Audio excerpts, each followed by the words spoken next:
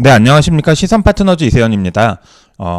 오늘 영상의 주제는 저희가 1월 달에 이제 중진공 정책자금 이야기를 좀 많이 하다 보니 그 기업들이 과몰입을 하시는 경우들이 가끔 나와서 그 이야기를 잠깐 남기려고 합니다. 정책자금에 꼭 목숨을 걸어야 하는가 이런 내용인데요. 결론부터 말씀드리면 쓰면 좋죠. 쓰면 무조건 좋습니다. 일단 금리가 낮아요. 네. 대출을 중증 정책자금을 쓰시는 많은 기업들이 사실은 은행에서 대출이 안 되는데도 중진공은 해준다 하니까 중진공 정책자금을 쓰려는 기업들이 일부 있으시고요.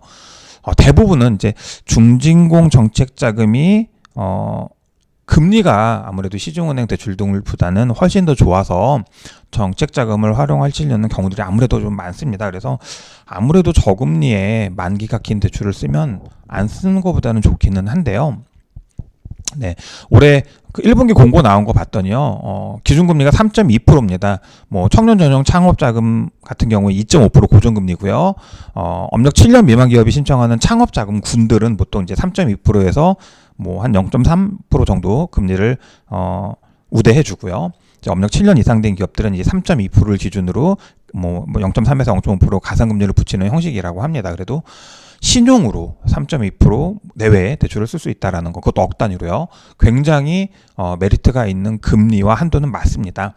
다만 이제 여기서 한번 고민해 보셔야 되는 건 중진공 정책 자금이 내가 정말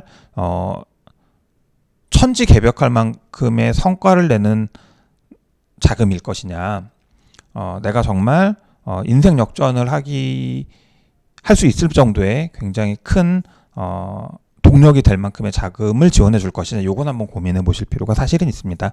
우리 작고 영세한 기업이 정말 몇 천만 원이 없어서 기업이 굉장히 힘들 수도 있는데 억 단위를 신용으로 일단 금리를 떠나서 빌려준다라는 게 굉장히 감사하고 고마운 일일 수는 있는데요. 그런 기업들은 중진공 정책자금에 목숨을 거셔야 됩니다. 정말 어떤 대출보다 만기가 길고요. 5년 동안 신용으로 억 단위로 저리에 금리를 준다. 시설자금 같은 경우에 뭐 기계 담보도 마찬가지지만 기계나 땅이나 건물을 사는데 10년을 만기로 싸고 좋은 자금을 80%까지 준다. 이거는 굉장히 큰 메리트가 되는 자금이니까 시설을 도입할 업체라든가 혹은 지금 아주 너무 영세해서 은행에서는 도저히 신용으로 대출을 안 해주는 기업들 입장에서는 정책자금을 받기 위해서 정말 좀 집중하시고 선택해서 몰입하실 필요가 있습니다. 이제 시설 투자를 하시거나 매출이 너무 작고 영세해서 중진공 아니면 돈을 못 빌리는 업체들이 아닌 대부분의 우리 일반적인 소상공인이나 우리 중소기업들 입장에서는 현실적으로는 조금 고민을 해보실 필요가 있습니다. 왜냐하면요, 중진공 정책자금은 일반적인 은행 자금이나 보증서 자금들이 기업의 신용평가와 담보력을 가지고 매출과 신용등급과 담보력을 가지고 평가해서 대출 가능성, 뭐 한도 금리를 정하는 것과 달리 중진공은 사실은 정책자금을 만들어 놓은 취지나 계기 자체가 은행에서 대출을 안 해주는 기업들이 담보 없이 신용으로 자금을 조달할 수 있도록 하자라고 해서 만든 게 사실은 중진공 정책자금이다 보니까 뭐 예를 들면 신용등급이 좀 낮아도 기존의 다른 기관의 대출이 좀 있어도 매출이 좀 작아도 정책에 대해서 인지하고 잘 따라가고 있다. 뭐 요즘에 이제 트렌드가 정책자금의 트렌드가 고용, 수출, 기술 요 세 가지죠. 요 세 가지에 대해서 어필할 수 있는 여지들이 좀 있다라고 하시면 정책자금은 충분히 매력적인 자금이긴 한데요. 사실은 정책 자금을 받고 나면 다른 자금들이 안 나오는 수들도 있습니다. 예를 들어 볼까요? 이제 우리 소상공인들이 많이 신청하는 자금이 중진공 정책자금 외에도 소상공인 시장진흥공단의 자금들이 있는데요. 소상공인 시장진흥공단의 대출을 내용을 안내를 보시면 여기 업체당 대출금액 산출이라고 해서 업체당 대출금액은 기업평가, 매출액, 기대출 금액, 그래서 기대출 금액 가로 타 금융기관 대출 포함이라고 되어 있습니다. 그래서 중진공은 다른 기관의 대출이 좀 있어도 대출을 해주는 경향이 있는데 반해서 소상공인 시장진흥공단이나 신보나 기보나 은행은 이미 기업이 매출이나 신용평가나 담보 여력 대비 기대출이 조금 있으면 대출을 안 해줄 수밖에 없습니다. 안 해주려는 경향이 강하고요. 그래서 중진공 정책자금 쓰면 좋지만 사실은 정책자금 이전에 뭐 소상공인시장진흥공단이 됐던 은행의 신용대출이 됐건 뭐 신용보증기금, 기술보증기금, 신용보증재단 이런 다양한 기관에서 대출을 받을 수 있는지 여부를 확인해 보시고 만약에 내가 대출 금액이 넉넉하게 좀 들고 사업을 시작할 필요가 있다라고 생각하시는 분들은 그런 기관들의 자금을 좀 먼저 심사받아서 대출을 받아놓은 상태에서 사실은 중진공을 신청하시는 게 합리적입니다. 왜냐하면 다른 기관들에 비해서 중진공은 심사의 기준이 좀 낮기 때문에 다른 기관 대출이 있어도 대출을 해준다라는 말씀을 드렸습니다. 정리를 한번 해보면요. 중진공 정책자금 받아두면 굉장히 좋습니다. 아무래도 억 단위의 신용대출을 3.2% 내외의 저금리로 5년에서 10년 정도 지원해준다라는 건 굉장히 큰 혜택이 될 수 있지만 현실적으로만 놓고 본다라고 하면 시설자금 아니고요. 시설자금은 어쨌든 담보부니까요. 운전자금 형식으로 받을 수 있는 정책자금들 우리 매출이 아주 큰 경우가 아니면 대부분의 기업들이 받을 수 있는 금액이 1, 2억 내외입니다. 매출 30억, 50억씩 하는 기업들 입장에서는 대출 1억 싸게 빌린다고 해서 막 정말 천지개벽할 만한 어떤 변화가 생긴다거나 뭐 정말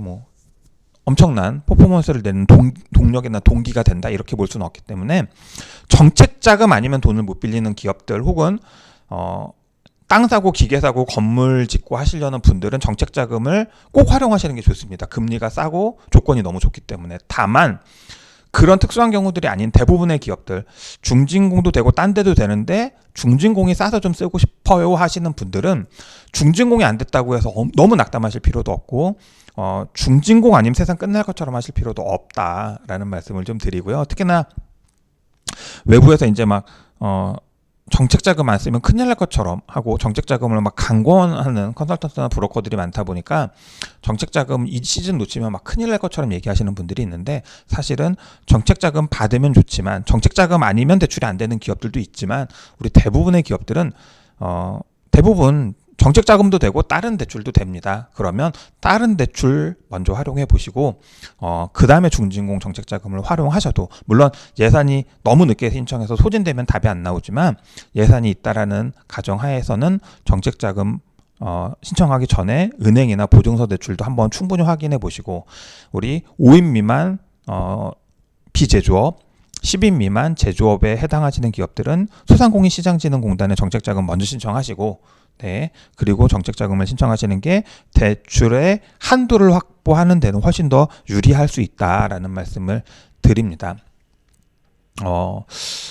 정책자금 이렇게 써보신 분들 다 너무 좋아하세요, 사실은. 근데 분할 상환 들어가면 또 너무 힘들어요, 이렇게 얘기하시는 분들도 있습니다. 그러면 모든 우리 기업이 활용하시는 대출들은 다 분할 상환 조건부냐? 이것도 아니에요. 예. 중진공 정책자금이 2, 3년 거치 이후에 분할 상환을 통해서 만기 전까지 대출을 전부 다 회수해야 되는 이유는 정책자금이라는 제도의 융자 정책의 볼륨이 워낙 작기 때문에 그렇습니다. 우리는 이제 대출에 대해서 이야기하면 정책자금이 메인 디시고 나머지가 이렇게 사이드인 것처럼 얘기들을 하는데 사실은 거꾸로 생각하시는 게 맞습니다. 예를 들어 보시면요. 중진공 정책자금 2023년 기준에 1년 예산 해봐야 5조 조금 안 됩니다. 소상공인 시장진흥공단 등 소공인 대상 정책자금 예산 3조 정도밖에 안 됩니다. 근데 보실까요? 신보 60조고요. 기보 26조입니다.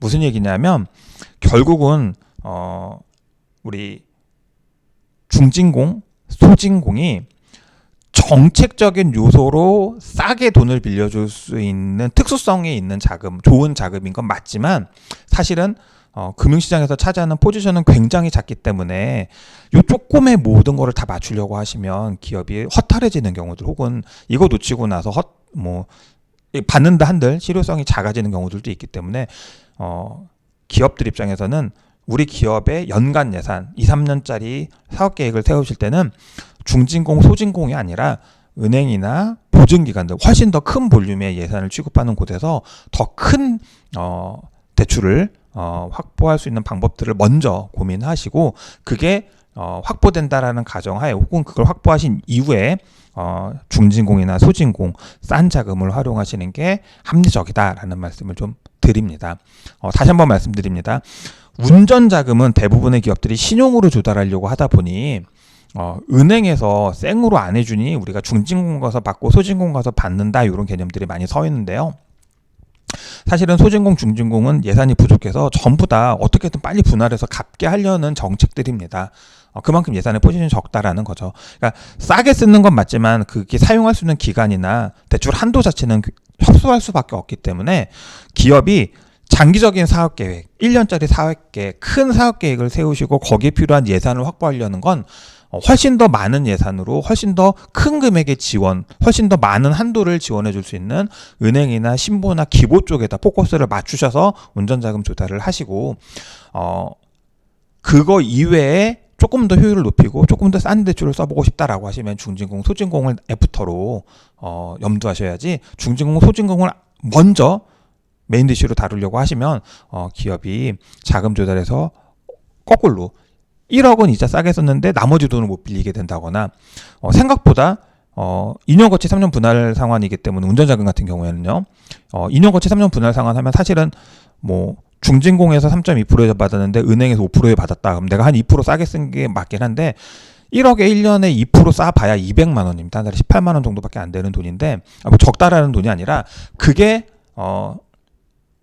천지개벽할 만큼의 변화 혹은 차별을 가져오지는 않더라는 거죠. 그래서 사업 계획을 세우실 때 큰 돈을 쓰는 계획은 사업 계획은 신보 기보 쪽에다가 포커스를 좀 맞춰서 한도 확보를 하시고 이 이외에 내가 추가적인 자금들 혹은 이 금액 중에 일부는 내가 이자를 조금이라도 싸게 썼으면 좋겠다. 이걸 이제 신보나 우리 중진공이나 소진공의 정책자금으로 활용하시는 고민을 하시면 좋을 것 같고요. 시설자금은 사실은 정책자금 쓰시는 게 압도적으로 유리한 건 맞습니다. 기업이 이런 전략을 좀 연초에 가지셨으면 좋겠습니다. 그래서 중진공 정책자금 1월에 신청 못 하셨다고 막 천지개벽할 것처럼 너무 낙담하실 필요도 없고요. 또 정책자금 쓰는 기업들 입장에서도 정책자금 쓰고 나면 끝이다 이렇게 생각하실 필요도 없습니다. 사업하시는 분들 입장에서는 유연하게 유동성을 확보하기 위한 고민들을 늘상 하셔야 되는데 아주 우리 기업 대출이라는 큰 파이에서 중진공, 소진공이 차지하는 파이는 작고요. 나머지는 결국은 은행이나 신보 기복, 즉 신용평가에 기반해서 회계자료로 산출되는 결산서, 재무제표에 기반해서 대출의 한도나 금리가 정해지는 신보기보 우리 은행 대출 활용할 염두를 하셔야 되기 때문에 연초에 기회가 되시는 분들은 반드시 소진공, 중진공 관심을 좀 가져주시고요.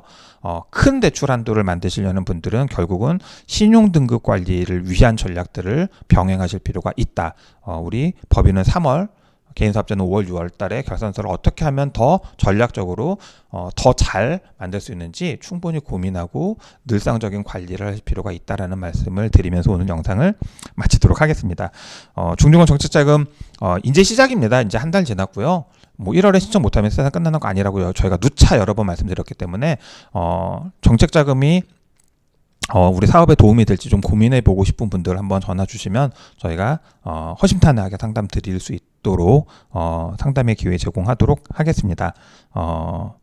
영상 끝까지 봐주셔서 감사합니다.